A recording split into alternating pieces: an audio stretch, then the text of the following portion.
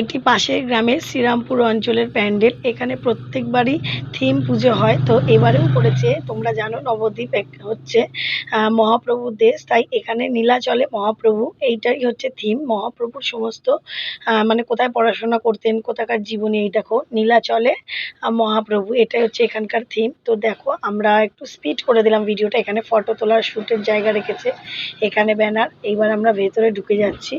তো এইখানে থেকে শুরু হচ্ছে, দেখো সমস্ত, তোমরা একটু স্কিপ করে করে দেখে নিও লেখাগুলো।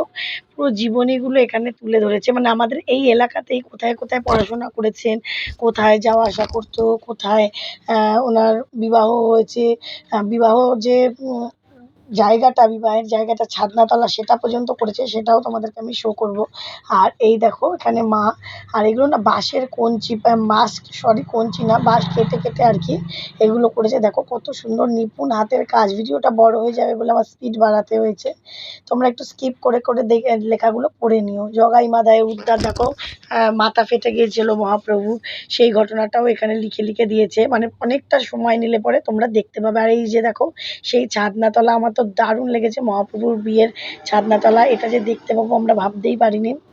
আমি তো ঘুরে ঘুরে ছাদনাতলাটা তোমাদের দেখানোর চেষ্টা করেছি। ভীষণ ভালো লেগেছে। চারিদিকটাই দেখো হরিনাম সংকীর্তন যে করতেন মহাপ্রভু।